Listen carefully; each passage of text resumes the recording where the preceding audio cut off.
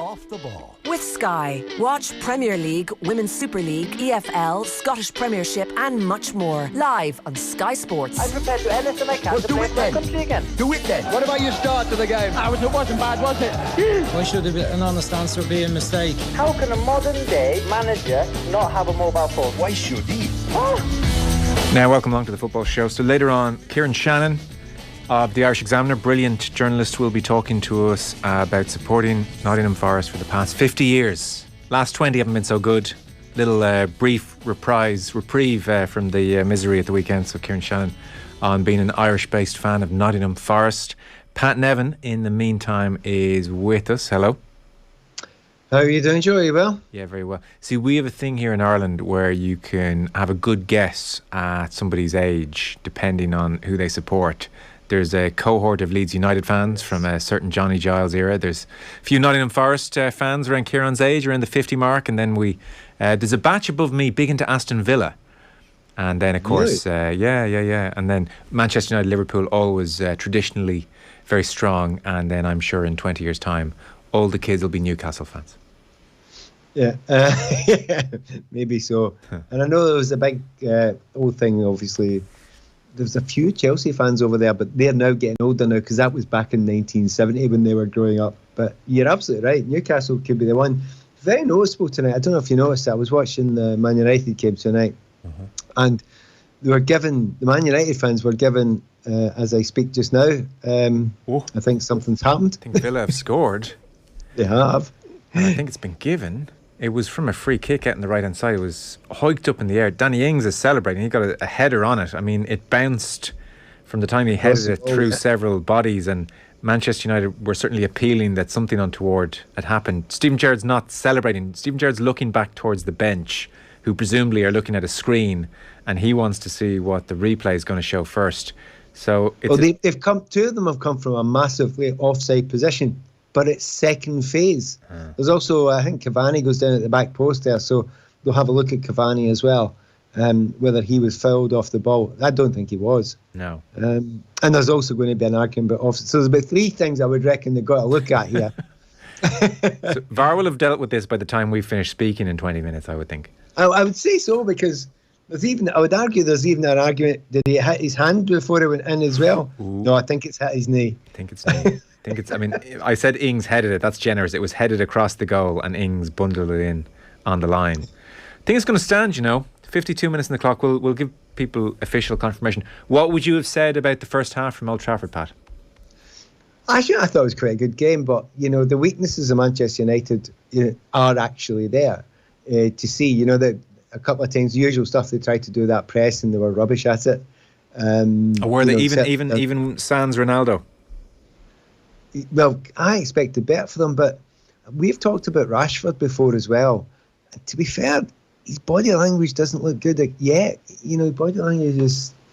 He gets the ball and he goes towards... And you're thinking, you've got one-on-one, you've got loads of skill, you can run at massive pace, and then he just turns back all the time. It's weird. So by the way, the thing they're looking at here is there a touch at the near post there?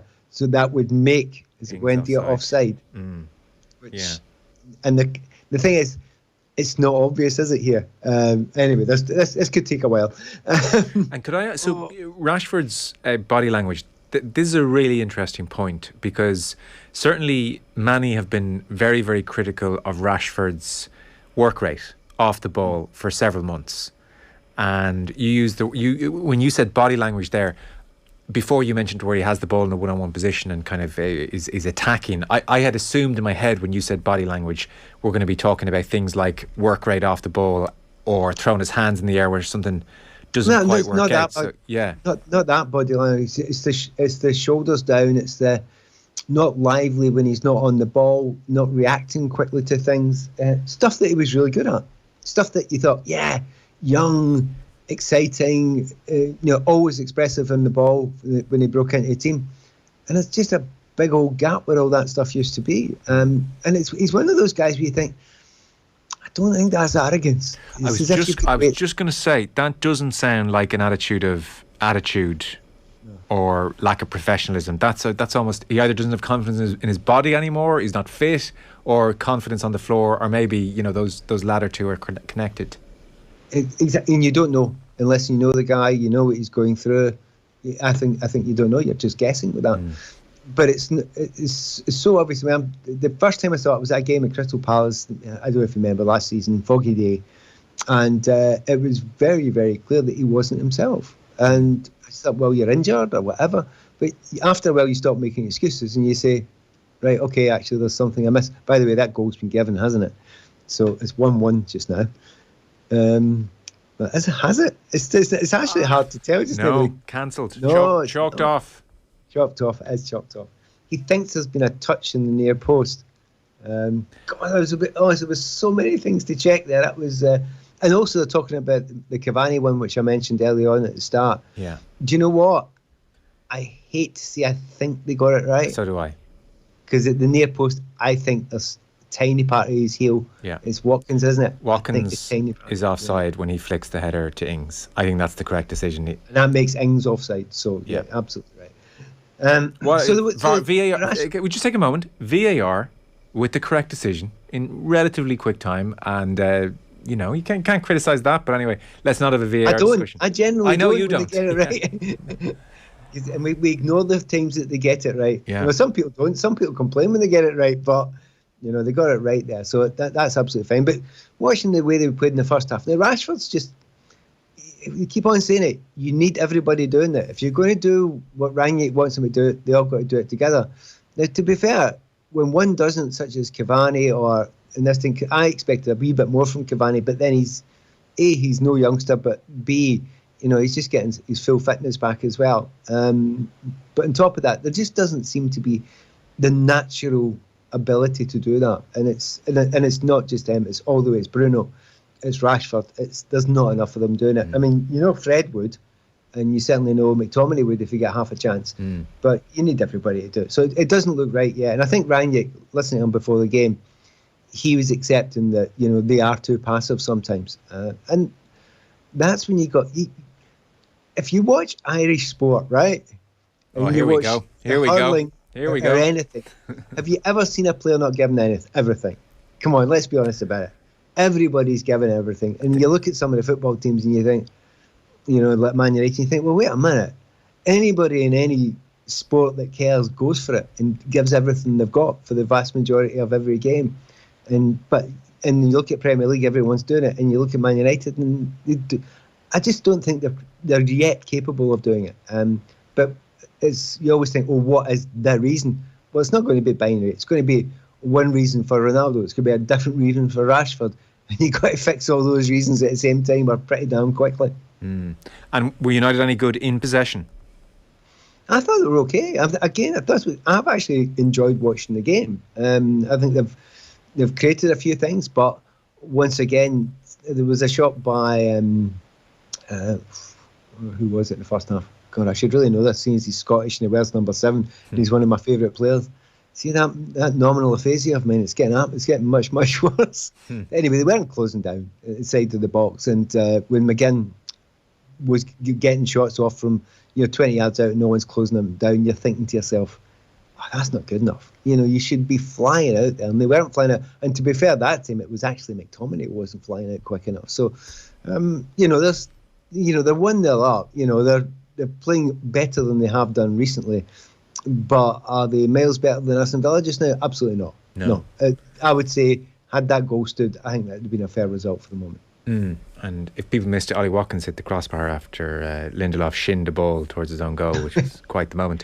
It's interesting you mention Rashford, because over the weekend he took to social media, took to Twitter, and I think there is a general rolling of the eyes now as this increasingly has become part of the footballing tapestry, these Twitter dispatches. So what Rashford said was, I read something earlier that said I'd been quiet on here. When he says on here, he means on Twitter. But what can I say that will make this better other than showing you all on the pitch? Which I think is a very self-aware comment, and it is difficult. Every time Harry Maguire opens his mouth, he gets shot down, and what can he do because he's not playing well? But anyway, he says, what can I do other than showing you all on the pitch? We've all been disappointed with recent performances. We've been as disappointed with the news coverage questioning our commitment to not only the manager and the coaching staff, but the club. I have endless respect for both, and I'm looking forward to bettering my game under the staff at Manchester United. I'm not sulking. I'm not unhappy. Am I disappointed in some of my performances? Of course I am. I'm my own biggest critic. It's been a tough start, but I'm determined to prove my worth. My dedication, my desire to be here should never be in question. I love this club. End statement. Yeah. I kind of think that's pretty... Well, I presume the PR people around him, and hopefully it feels like there's a degree of his input there. But I guess that you've got to the nub of the reason why people find these dispatches so objectionable. I felt that was a better one. Now that's either because Rashford, have Villa scored here? They have. Yeah, Villa have scored. So has it been ruled out? That's offside. No, they're not offside. Okay. Lost my train of thought at the crucial moment. Yes, sorry. So I felt that was reasonable because yes, I understand he had PR help, but I felt it felt like him. I felt like this was what he wanted to get off his chest. Others, like the Bruno Fernandes soliloquy after he missed a penalty, was terrible. And then the old, didn't get the 3 points today, gutted. Fans were amazing. That boilerplate one that often appears is just mind-numbingly terrible. Where are you on this whole industry? Well, if you have got a certain set of problems, and if you don't look as if you're right within yourself, that is a horrible place to go and start living on Twitter. You really don't have to live there. I mean, the amount of people tell you, okay, it's a different generation, and this generation feel as if, or many of them feel as if they must do it. It's not good for your mental health in situations, because you're never going to turn everybody around with a comment. Some people, we've all been in social media. You could go and cure cancer tomorrow, and there'll be somebody having a dig at you. That's just the way it is. So try to talk people around from a nice quote or a open up front, but you're wasting your time with some people. And if you are watching it and reacting to it and relating to it and being affected by it, then don't do it. Just go out and play your game and leave it for a while. And then when you're playing well again, yeah, you can do that then for a while because you don't care. Okay, fair enough. People the fans want to hear their players. Fans want to hear what they're saying, what they're thinking. But in reality, what do they really want? They actually want them to be playing well and giving of their best. And any astute fan can tell when they're getting that. And it sounds like a dig at Rashford. I kind of don't blame him for doing what he's doing. I'm not actually saying anything particularly negative about him, except he doesn't look right within himself. And I think going on Twitter is not necessarily the thing that's going to help him out of it. I think, if anything, it's likely to make it worse. I mean, I think if players went on Twitter and gave a glimpse of their personality or had a bit of humour, then that's great. I mean, that's, to be honest, increasingly that's all Twitter is. That's the only. Twitter is so unimportant and ridiculous that's the level of kind of seriousness you should. That's as far as you go with it. But like these long, heartfelt apologies, crafted apologies, I just don't know who wants to see these. Like who do they think really are reading these saying, man, I really like Harry Maguire now. They must be doing. They must have people doing it, and there must be big numbers doing it. Because that's the only reason you do it, because you keep on getting the numbers. There's no great other reason that your PR people will be telling you to do Twitter. I keep on going back to, I mean, again, it's different from people of a different generation. Yeah. I'm on Twitter, but I always go back to my mate Brian McClare saying to me when it first came out, when he said to me, how long did it take you to figure out Twitter was to wind people up? Yeah, it took a wee while. And he goes, nah, it was a day for me. Yeah.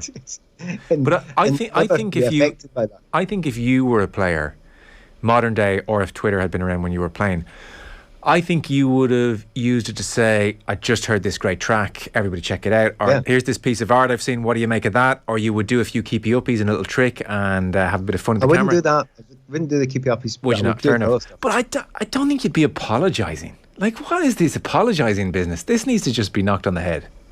I agree. In the end, it's the best. This mea culpa thing is part of society, and it's a part of society that, whether you are apologetic for something or not, is actually neither here nor there anymore. Because people will decide beforehand whether they believe you or not. It's actually not necessarily your words that will have an effect on them a lot of the time on Twitter. What they will react to is your actions and how they grade you or gauge you beforehand. So you can keep on saying it all you like. It's not really going to change much. It's certainly not going to change a huge amount. But if you go and do it where you're supposed to be doing it on the pitch, that'll change it. No, it's true. That'll change it really quick. It's true. Like, I'm contradicting myself slightly to say I thought the Rashford one was pretty good, because it wasn't a grovelling apology. He was just clarifying a few things. Yeah, and from his point of view, and others will say, not sure. What happens in 6 months' time if he comes out and say, actually, I've been having a few troubles, worrying about things, and I've had talking to people helping with my mental health, then you'll think, so that stuff was rubbish then. You'll just leave me. I don't know. I'm sure that's not the case. It may or may not be the case. I wouldn't be surprised because of the pressures that a lot of the young players, and he's put more pressure. He's been put under more pressure than just about anyone else because his wonderful political stances, which I'll stand and applaud forever for doing, and I'm delighted he's doing it because he doesn't need to do what he does, and I agree with almost every word he says when he does those sort of things. In a way, if he just did that sort of stuff and left everything about the personal stuff out, I think it'd probably be better reactions to him. Yeah. Just keep the football, and if you've got a particular political thing which is there purely, all of his stuff's just there to help people, I think that would work. When you stray off that, you just get people questioning. Yeah. The third quotient, of course, are the footballers who aren't on Twitter, but they are on Twitter, and their PR people run it for them entirely, and they never go on themselves, and they stand here with that box of cornflakes, we get a picture because we're sponsored by cornflakes now, and it's a way of making huge sums of money for doing nothing. So I guess to them you'd say more fool us. Well, I'm not going to have a dig at that, because I would say 80% of my Twitter things are thanks for reading my book, or thanks for buying my book. I'm not hiding it. No, that's true. I saw Kante was a big fan of your book there. It was hilarious because there was two pictures in the row. And I just thought, that is so funny. And the thing about it, where's your money on that N'Golo's actually read that? Look, I'd say it's on the to-do list, if I'm being honest. You like the pictures. Yeah, but no, it was funny. I didn't set that up, may I add. I got as much a surprise as anybody else, but it was very, very funny though. So speaking of Villa, by the way, before we fully move off that game at Old Trafford, I know there were a few tangents there. Coutinho's an eye-catching signing, I suppose, to jog people's memories of his form post-Liverpool.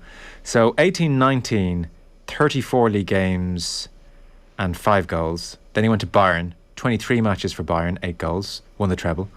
2020 to 2021, bit of disaster because he had a meniscus problem, so he missed about 220 days injury. And thus far this season, he's managed 12 league appearances and 2 goals. I haven't seen enough of him to know where he is. I mean, certainly there's been a bit of bench warming in there as well as the injuries. Like, on the face of it, though, if they could get him to 80% of where he was at Liverpool, it's an okay signing, or no? Yeah, it could be. The positives are he's an unbelievable talent. I mean, just if he can get these free kicks and these stuff from outside the box, that'll be enough. That's great, what he does there. But there's always the big if, and that's why you're getting a player on loan, because there's a big old if there. And he hasn't done as well, and I don't think he has done as well since he left Liverpool, because he was one of the best, and at times the best player in the league for a little period of time. Of course, he's got Steven Gerrard there, who knows him as well as anyone, and thought of him as a phenomenal player. And also, I suppose the other downside to me is I'm looking at the pace that Villa play at, the high intensity they play at. And it's another one of those, like, we've seen James come, and we've seen, to some degree, Ronaldo, he's scoring the goals, but can they play that way? Well, probably not. And will he be able to play that way? I don't know yet. I absolutely don't know yet. If he can play at high tempo and he's got that level of fitness, then you put the skill on top of it. It's a big positive. Have a go. He's only here at the end of the season. You'll find out before then if this is, well worth it. The other side of it is Steven Gerrard going to change his system?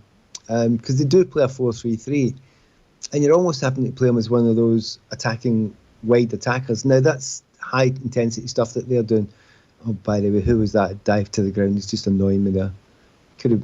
Well, I thought it was McGinn. I was going to have to slaughter my favourite player. He was going to have to become British as opposed to Scottish, was he? All of a sudden. Because is it right? Are you excited? Okay, yeah. Well, like, the shot to nothing part makes sense in terms of a loan move, because would I be right in saying it did seem as if Klopp looked at him and wasn't so sure that he had the legs required to play the Klopp game plan? if I had to guess, and you made me absolutely put my money on it, I'm not sure he has got the legs at the moment to come back into the Premier League and play at the level that the way that Aston Villa are playing. I'm not sure. I would be uncertain of that. But that's why it's worth a chance, because it's a loan. If you were buying him for a huge sum of money and paying him that stunning wage that he's getting on just now for 3 years, I actually don't think they would be daft enough to do that, because it would be too much a chance to take. So from where they are just now, I think it's a good and quite sensible move. It might turn out that he becomes the Grealish, and he becomes the central part of the team, and you realise actually he gives everybody else space, because people will be scared to death of giving him any space at all outside the box. So yeah, I'll have to say there's many transfers that's going to happen during this transfer window. I mean, the excitement there was over Kieran Trippier, that's fair enough. He's a fullback. Come on, give us a break. Whereas this one, that's brilliant. Yeah, no, this it one's is really interesting. Yeah, it sure is. What FA Cup third round action caught your eye, or did it catch your eye at all? No, I went to two games. Okay.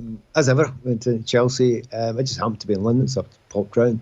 And one of my favourite things this season happened. It was great. So Chelsea cruised it 5-0. Chesterfield, wasn't it? Yeah. Yeah. And Chesterfield, right, they just kept on going and kept on battling, and they got a goal back. And their fans celebrated as if they'd won the Champions League, right? And they were brilliant all the way through, these Chesterfield fans. It was real football fans. It was a joy to watch and listen to them. And they were giving Lukaku dog's abuse, quite offensive stuff, it said. But they were really at it all afternoon. And they were slaughtering Chelsea fans for being quiet and all the rest of it. And then when they scored, the entire Chelsea fan base stood up and applauded them. And I went, when's the last time you've seen that? Interesting. It was a really, really nice moment of, you'd be expecting them to kind of react badly to it because of the stick that they were being get, but no, they just went, no, you lot have kept on going, you've tried. And some of those games were absolutely brilliant. The game I was at on Sunday, I was at the Spurs game, and 1-0, obviously, that Morecambe were up for a good deal of the game. And do you know how worried I was about Spurs? Not the slightest. And I just always had the look of, just bring on the cavalry. What are you waiting for? And it really always looked as if it's going to work for them. But some of the other games were brilliant. I don't know how much of it you've seen. Do you know? Can I make a confession? Very little. It's my love for this competition has slowly but surely whittled away to zero. And you're right. Except this was one of the good ones. This was actually one of the ones where, do you know the hype that surrounds it, and they try to make you go, oh wow, the big team get knocked out, and you think, well, the big team's third team get knocked out. Correct. It's that sort of stuff. Right? See, I'm with you. I just can't be bothered with that. So the ones that are like that, just completely turn you off. But Cambridge beating Newcastle with just about an entire first team at Newcastle, that was actually brilliant. I don't know if you have a chance. I would urge anyone who's not bothered, have a look at the Barnsley versus Barrow game. And I know it's 5-4 and it should be a decent game. The quality of the goals was absolutely astounding. And purely for the commentary, it is absolutely amazing. So those things, there was, cliche alert, but there actually was some magic in the cup this time. And it was, and I'll be the first person to not jump in there. But I actually was this time, so it was quite impressive. I did hear, generally anyone who watched the weekend said by third round standards it had lots of good stuff. Just on Spurs, and as you said, brought on the cavalry and beat Morecambe in the end despite being 1-0 down after 74 minutes. Mora and Kane scored and Winks scored. Ndombele is an interesting case. Tanguy Ndombele, he did start. He was taken off around the 70th minute. I think it took his time to get off the pitch and then was booed. And this is a player they had such high hopes for. They spent £55 million. They're not in the habit of doing that all that often. £55 million on him. And he's on 200 grand a week sterling and has 3 years left in his contract. So if he's in the mood to budge, then someone's going to have to pay him a lot of money. What's the read on Ndombele? Because, I mean, there's definite talent here. I do remember that Amazon Prime documentary. There was a scene where Daniel Levy is sitting down with him and they're trying to get him settled. And there were definitely issues with getting settled. And obviously the documentary finished then, so I don't quite know If off the pitch he's anyway happier. But there's obviously a talent in there that they can't seem to unlock. I wouldn't be surprised if that's his last game for Spurs, just by the way he walked about the pitch. I think the Spurs fans were booing him before he walked. I think that it would actually start when they knew he was coming off. They just started booing him. They were so frustrated by him during the game. Everyone makes mistakes, but the energy levels were nowhere near it. Okay. And it was a massive, massive disappointment in that game. And of course, he then walks off when you're desperate to get back in the game. And then Hill runs past him just about. He sprints off to show what you should be doing. So everyone was against him there, but it looked horrible. It actually looked horrible. And there are certain managers that, I would look at a Tuchel or a Klopp, would get that guy and we'll work with him a certain way. That's not Antonio Conte. That's absolutely not Conte. He's not having that. He's just saying, you bleeding well work, or else your stuff. I'm not having you at all. Don't care what you cost. It wasn't him. It wasn't Conte that brought him in. He's not his player, and Conte will not stick his neck out for a player that's not working for him. He absolutely will not. He won't care. He's just that kind of guy. That is not a marriage made in heaven. That's one that you'd be surprised, because even everybody around, every single player around him was working harder than him and was putting in a shift. They weren't playing particularly well, but they were putting in a shift. But it was very noticeable. His was below that level, and considering the money, as you say. So if someone gets inside his head, I don't know who it's going to be. There's one person it should be. It's himself. But I don't think it's going to be Antonio Conte. He'll just dump him. Just dump him. 200 grand a week. Don't care. Conte will say. Well, it doesn't matter to Antonio Conte. He needs people out there that's going to work for him. Do you know the biggest thing about that game that I would, if I was a Spurs fan, I'd be concerned about? They're on the cusp. They are right on the cusp of an incredible time just now, right? They're 1 to 11, 12, 13-ish is good, right? It's good enough. Yeah. If they win their games in hand, they're a point behind Chelsea. If they beat Chelsea tomorrow night, and these are quite big ifs, by the way. If they beat Chelsea tomorrow night, they're in a cup final. As we speak now, this could be a brilliant season. In 2 weeks, this could be a stinker. It could be an absolute stinker. And they're right on that edge. They've not got Son in just now. And their biggest problem is everyone else has got a lot more depth. Everyone above them and around them get more depth in their squad. But they absolutely haven't of that quality. And when you can't call on the likes of Ndombele, that's what infuriates the manager, because he knows he needs much better depth of squad than he's got just now. Okay. They'll buy in January without a doubt, or acquire at the very, very least. If they could get Ndombele off and use his wages somewhere else, they would do it in a heartbeat. Pat Nevin, great to have you on. Thanks so much. Pleasure. Cheers. Pat Nevin there. We'll let you get back to events at Old Trafford, where it is still 77 minutes on the clock. Manchester United 1, Aston Villa 0. I have to say, just watching this game out of the corner of my eye there, talking to Pat, it's all Villa. United, if they have any threat, it's trying to hit Villa on the counter-attack, but Villa in possession in the United half has generally been the case. Any time I looked up and they had one or two very nice intricate moves at pace and weren't far away from getting decent efforts on goals. So again, Villa in possession in the United half and the better team, but Manchester United 1-0 up on 77 minutes. Our football coverage is brought to you by Sky. You can watch every match from the Africa Cup of Nations live on Sky Sports. We are talking to Kieran Shannon, long-suffering Nottingham Forest fan, after the break. Football on Off the Ball. With Sky, proud partner and supporter of the Republic of Ireland women's national football team. Taking stock. Making a pitch in 2022? Then tune in to the best-selling author Frank Rose from New York about the importance of storytelling in the digital age. Rewarding the risk takers, should there be financial incentives for blowing the whistle? And once hailed by Forbes magazine as the youngest ever female billionaire and the next Steve Jobs, we'll hear the incredible story of the rise and fall of Elizabeth Holmes. Taking stock. With Mandy Johnston. Thanks to Skillnet Ireland. Listen and subscribe to the podcast now at newstalk.com or on the Newstalk app, powered by Go Loud. The Tile Style 40th anniversary sale is now on, and we're celebrating with 40% off all in-stock top brand tiles, even porcelanosa. Huge savings on bathrooms, kitchens and wood flooring in stock now. Help us celebrate 40 years at Europe's largest tile, kitchen, wood and bathroom showroom in the Tile Style 40th anniversary sale. Shop in store at Ballymount or at tilestyle.ie. Did Sinead text? You hear she passed? First go and all. Imagine her driving. Sure, it feels like yesterday she was spilling her cereal all over the place. And putting the slitter through the utility room window. And ripping her Deb's dress. And now she'll be driving. On her own.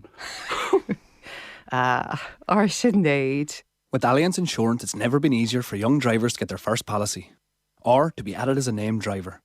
Visit allianz.ie for 20% off new policies. Allianz plc is regulated by the Central Bank of Ireland. Standard acceptance criteria and policy conditions apply. Minimum premium of €284. Allianz. We cover courage. Football on off the ball. With Sky, all the football you love in one place. Across Sky Sports, BT Sport and Premier Sports. 10 minutes to go at Old Trafford. Manchester United 1, Aston Villa 0. Still Villa very much on top and pushing for an equaliser. They've had 2 goals disallowed in this half alone. It's been all Villa in the last 15 minutes in particular. Over the weekend, Nottingham Forest 1, Arsenal 0 was a result. Breathe it in, Nottingham Forest fans. To that end, Kieran Shannon of the Irish Examiner, amongst other things, is with us. Hi, Kieran. Hi, Joe. I heard Tom Dunn, I chuckled to myself, Tom Dunn, our brilliant colleague here on News Talk, he was chatting on the radio last week, described himself as a long-suffering Manchester United fan. And, well, he ain't got nothing on you. So, Nottingham Forest, dear oh dear. You were just unlucky, really, to have been impressionable at a certain period in time. And ever since then, it's been a weight around your neck. Yeah, I mean, I happened to write about it. That's probably where the way you picked up the phone to me after yesterday was... I marked a significant birthday, which you could tell what it was by I declared that I'm Nottingham Forest supporter, right? I mean, people a few years older than me would be probably Leeds fans because in the early 70s or late 60s, Leeds were getting to FA Cup finals and always contending. I was 6.5, Joe, when my first World Cup that I would have seen was on, Argentina 78. And what's the first game after a World Cup? The Charity Shield.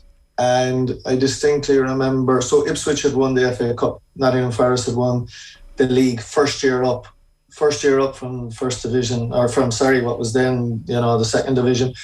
And we were actually moving house. My parents would be from the north. I was born in Belfast.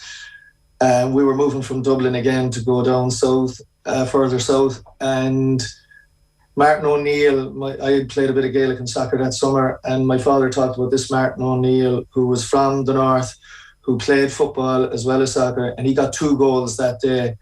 And from that day, he was my man, and they were my team. And Forest, Julie, 2 weeks later, or about 3 weeks later, met Liverpool. Back then, it was you had to either win the European Cup, which Liverpool had done the previous year, or win the league. There was no second, third, or fourth doing it. And Forest and Liverpool met in the first round, and Forest beat them 2-0. I was just hooked on them, and Forest went on to win that European Cup and the following year, and they were winning League Cups and getting to League Cup finals.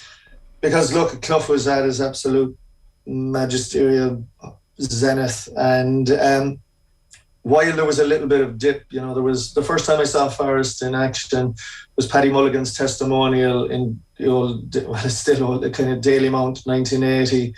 The pre-season, Forest had Birtles was going to United. There was Forest would. He was so good in the transfer market. He was good at getting players. Like he identified Birtle after Peter With was moved on, but then he got 2 or 3 signings. We had forwards like Justin Fashanu, Ian Wallace, Peter Ward, and none of them really happened. But Forest were still a top 5, top 6 team, and then got back to being a top 3 or 4 team. And look, even in the rest of the 80s, we had it really good. And the late 80s, early 90s, we were a top 3 team. Played the 2 FA Cup semi-finals, including Hillsborough 89 against Liverpool. We were winning League Cups. Obviously, Roy came along then. Then just like I always remember seeing the first ever game Sky showed live when they got the contract was Forest and Liverpool, and Forest won 1-0. I remember distinctly watching. I said, "Jesus, this could be the year we win the league." That was the year we got relegated because Sheringham Clough was a little on the wane, and that was the time of the whole envelopes, and George Graham and a few other boys were involved. And but long story short, Teddy Sheringham wanted to move back to London where he had a child, and he was sold. And Forest's answer to it, and it just still echoes in infamy through history, is they bought a guy eventually called Robert Rosario from Norwich, who was he was no Teddy bloody Sheringham anyway, and we got relegated. So while we had players, like the term you'll hear a lot is too good to go down. That was, I think, that term was coined with Forest in 92, 93, but we weren't good enough to stay up when we were relegated. But bounced up, got Collymore with the Keane money. Keane and Nigel Clough were Clough didn't work really well for Liverpool. But obviously Roy was, we got 3.75 million, which seems like pittance now, but was the transfer record at the time. And with that money bought Collymore, and Collymore was sensational for those 2 first years. And but then he moved on to Liverpool, and a couple of years later we were relegated, got back up immediately after. But then there was that whole Van Hooijdonk controversy. He downed tools, and it was a weak enough squad, and got relegated in the 98-99 season. And little did we know that was the last of the Premiership days. And I've only been over the City Ground a few times. The first time was it was around this time 6 years ago. I was over for a midweek game. I just happened to be over in that part of England, and I saw Forest were playing QPR, went to Lawn, and it was just striking seeing, I don't know if there's another stadium or place that just has history nearly weighing down. It's the Peter Taylor stand, it's the Brian Clough stand. You have those big emblems of the European Cups, and you were just looking at, there was a big crowd, 18,000 there in midweek when Forest were only mid-table, even below that season, and you're just looking at all these people in their, let's say, mid-late 20s, and you're saying they really haven't seen Forest in the Premiership. And that was 6 years ago. So I got very excited, Joe, when I wrote that piece. We lost our subsequent 2 games. I jinxed them again, I was thinking, but a good day yesterday. And maybe we can make a push to get promotion and finally get back up there. Because I saw you make a point in that piece you wrote just before Christmas. Since Brian Clough bade a tearful farewell to the Trent End and Barry Davies, Forest have gone through 26 managers and at least 7 other caretakers in the subsequent 28 years. So it's been an unmitigated disaster on that front. What's it like for you as a fan based in Ireland of a club which drift away from the limelight? Like, I get you talk about the supporters there in their mid-20s, and then the older supporters as well who remember the good old days. They have that match-going experience outlet. For the Manchester United, Liverpool fans here, it's very much a television event, but I mean, it's a big television event, and that's their way of staying in touch with the club and having a real affinity and feel for the club and the players. How does that work when you're a Nottingham Forest fan over the last 15, 20 years? Does it ebb away slightly, the love? Yeah, it does. Look, I mean, I won't claim to be, the most zealous of a Nottingham Forest supporter. I wouldn't be able to rattle off, the teams that Forest 1 to 11 of the Forest teams of the last 15 years, the way I would have been able to tell you every single team from 78 to 2005 or so. Because it's impossible, I would presume, to stay in touch, really. Yeah, because other things have to take a priority. And I remember at one stage, my colleague Malachy Clerkin often laughed at it. At one stage, he was asking me, was I still as obsessed with Forest? And I said, well, they seem to have given up, interest. So maybe I'm at the same point. But of course you're still looking out for that result, and it's still there's that adrenaline shot. And part of the problem, as you said, that the turnover of managers has been ridiculous, and going for the messianic big name appointment, the great man appointment. But there are times where you do get excited, even, like when Stuart Pearce got, came back. I mean, Pearce took over from Frank Clark, who was the guy who succeeded Clough. But, he came back in 2014, 2015, but didn't last the season again. You go through different... And like, it's just been ridiculous, Joe, though. The amount of times where it looks like they're making a good promotion push. Like I remember in, let's say, 2012, 2013, we're only a point outside the playoffs. Shannon Driscoll was over the team. And on New Year's, on Stephen's Day, 1-4-2 against Leeds, and was sacked, the next day. Like, just went a point outside the playoffs. It has been the model of instability. I mean, we will look, as you mentioned, Tom was talking about long-suffering Man United fans. My sports editor is Tony Lean, who would now be described as a long-suffering Arsenal fans. But as you said, they've got nothing on Forest, because, like, Forest, like Daniel Taylor, who's another long-suffering Forest fan and a hardcore Forest fan as well, as being obviously one of the best writers on the sport, has written some great stuff in The Athletic, and he's talked about, like, just the culture that has been off there. Like, the turnover has been ridiculous, but let's say over the last decade you had the Kuwaiti owners, and then the last 5 years you've had the Greek owners, and like, you have to say that at least they've had ambition, but huge short-termism of, like, you have had players, such a stockpile of unwanted players. One manager comes in, he doesn't want these players, and he starts buying, but then he's gone, and the next manager inherits these players that he doesn't want. And you like, there's a room in the club where Daniel has talked about how, it's called the departure lounge, because once you go in, you're going to be moved out again. And it comes down, you've had a departure lounge, because that's basically what the dugout has been for whoever the manager is. So Cooper finally looks to be just that right fit of, while Forest, you would think, have had, like, let's say Chris Hughton seemed to be someone who had a track record of getting promoted, dignified, stable, steady guy, has seen it all, but just maybe has, sometimes a guy just has gone beyond that peak of being at their powers. Cooper is just on it. He knows the division. He's coached at the top level, as in with the English, Ben Foden, Trent Arnold-Alexander, when they were coming through the English system. He had Swansea in the playoffs, when their budget was much smaller than what Forest would be, which is why he finally stepped out and cashed his chips.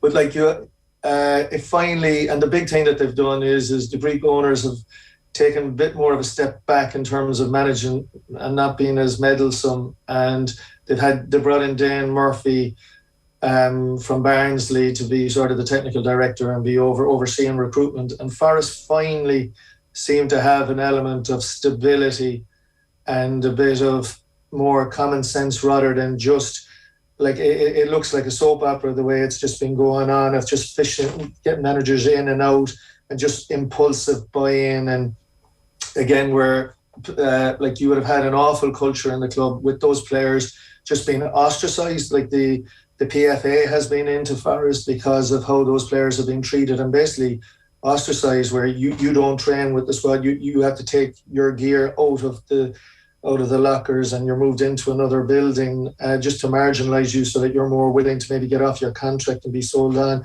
So Cooper has, while he's only been in 3 months, but I think he'll last more than the year, which has been the average so far, as you said, post Clough.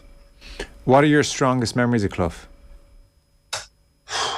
There's just so many. I mean, it was just the belief, I think. I think the belief, it's just funny. You just get, like, it's amazing how it defines, like at Christmas time there, you're going through the different Christmases you've had and the family experiences. I remember Forest drew with Cologne at home 3-3 in the semi-final of the Champions League or European Cup, as it was at the time. So you were going away to Cologne. What year would that have been, give or take? This is 79. Okay. So, and it looked like, you just don't go over and win away from home. And when, they would have to win, obviously. They weren't going to get a 4-4 draw. And it looked like they were gone. And Barry Davis, whoever was interviewing him afterwards, and it was like talking like as if, you're gone here. And I remember Clough saying, hey, we can do this. And I remember being taken. I remember being 7 or 8.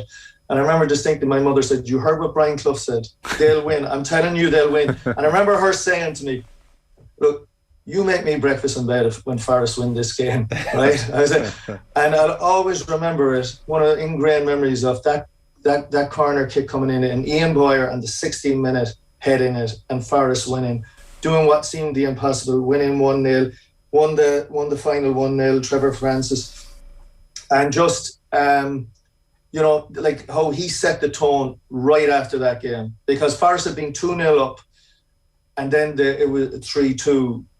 Down, they made it 3-all, but just the mood after was we're beaten. And he just had that. I remember talking to Jerry McDermott, the late Jerry McDermott was a statistician analyst with Kildare, and he talked about a Leinster Championship game where Kildare had blown a lead, and it looked like it was a draw against Offaly. They were going into a replay, and Jerry McDermott said, walking into this one, he said, "These players are dead. They just think they've blown it." And how O'Dwyer set the tone right there for the replay. And Clough had that natural magnetism as well. But he was great. Like, what he had was an unbelievable respect, actually, for refereeing, which is, you take all the managers we've had since Ferguson, Wenger, Mourinho, constantly, what do they go to?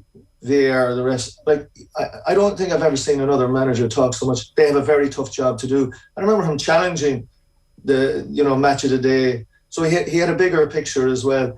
And just Asher, he like the man management you had, and you'd have to say, like, well, I think sometimes a problem for O'Neill with Ireland and with Forest, but particularly with Ireland, was he latched a little too onto the Cloughisms, and because like what I'm about to say is, like, he didn't announce his team till 75 minutes before a game, because that's what Clough used to do. But there were times where it was ingenious. The famous one being Roy getting his debut, going into the Liverpool game, Anfield, like just. The way that he just identified Keane. So while he was on the wane, and unfortunately he was struggling with the alcohol at that point, like just how he even kept Forest relevant in the late 80s, early 90s, like that, like around that time, like the late 80s, early 90s, you were thinking Forest could still, win the league. Obviously, like Liverpool were, that John Barnes team, like they would say like their best game ever was the 5-0 against Forest, but Forest were the second best team in the country at the time. Like how he just had an ability to bring through players, still identify players, or players come through the system, and he was just. But again, just like we're seeing with even Mourinho, who has been compared to Clough with what he did. Like again, when you look at what Clough did with Derby, but I wouldn't have been as a favourite with that until afterwards. But I do think something was broken when he and Taylor finished. Yeah. That was the absolute tandem. There's been nothing like them. Yeah. And one last point.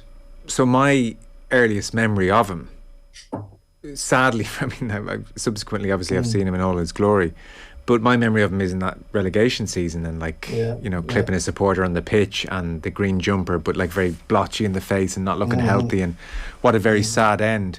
Do you remember for in that last year, that 92-93 period, those last years or two, he wasn't hounded out of there? Him and the fans never fell out as such, or did they? No, because Forest, like in 91, Forest got to the FA Cup final. Yeah, and you were saying you thought you'd win the league. Yeah, and like in 92, we got to the League Cup final. United beat us 1-0, but like we were constantly either making League Cup or FA Cup finals, or there was a Simon Zenit Data Cup, which was, so Forest were always going to Wembley and in the late 80s, early 90s. So they fell off a cliff. So it was just a complete shell shock. Complete shell shock in 93. It would be the equivalent of Leicester City going down now, or even or a club of that, like a team of that stature early. Like in other words, they went from being 7th to 20th, 22nd, I think it was that year. Right. So it was like, and again, just like when you didn't replace Sheringham until 4 months later with a Rosario, like that's when it was off. Like there was massive slippage. There had been gradual slippage, but then just that year, and like again, when you let someone like Sheringham go, and the money was big. Like if Forest had stayed in the Premier League, I know they came back up, and we had a couple of those couple of years when Forest came back up. I mean, Clark in his first year got them to third. Like, we won in Old Trafford. I was at that game, and it still is one of my best sporting memories. You know, Collymore gets a rocket in the top corner. Yeah. Ryan Roy was, he was about to drop off at the time, but like that was a very good Forest team that came back up. And Clark obviously was hugely influenced by Clough, but the slippage then when Collymore was sold again, and then as I said, just turmoil then. But Clough, no, Joe, it wasn't. No one could have believed at the end of the 91-92 season that Brian Clough was in his last 12 months, or that he would get the team relegated. No one could have seen it. Right. Fascinating. Listen, we're out of time. That was great, and enjoy the fourth round. Wow. Yeah, it's funny. We'll try and enjoy it. Yeah. Who did you get in the fourth round? Leicester, I think, isn't it? Yeah, we got Leicester. I mean, it's funny. Like Enda McAvoy, who you'll know, he texted me back and he said, "Geez, is it 1979 again?" And I was able to say to him straight up, "No, because Arsenal beat us in the FA Cup 1-0. It's still that ingrained. We lost the FA Cup, but we won the European Cup. I don't think we're going to win the European Cup, but we take the FA Cup for even the fourth round, and we'll enjoy the spin and hopefully get back up with the big boys because." It's a cliche, but I think Forest would add to the Premier League. It's literally built. Like the City Ground hosted Euro 96 games. Forest is a big, a big bloody brilliant if they got back up. Kieran Shannon of the Irish Examiner. Thanks so much, Kieran. Appreciate it. Okay, thanks, Joe. Cheers. It's gone full time at Old Trafford, and somehow I'd say Stephen Gerrard says it's finished 1-0 Manchester United. So United through to the FA Cup fourth round, Villa out, although Villa really probably can count themselves unlucky not to have got something more out of that game. The football show here in Off the Ball is brought to you by Sky. You can watch every match from the Africa Cup of Nations live on Sky Sports. Football on Off the Ball. With Sky, proud partner and supporter of the Republic of Ireland women's national football team. Psychology, performance analysis, sports therapy and coaching all contribute to a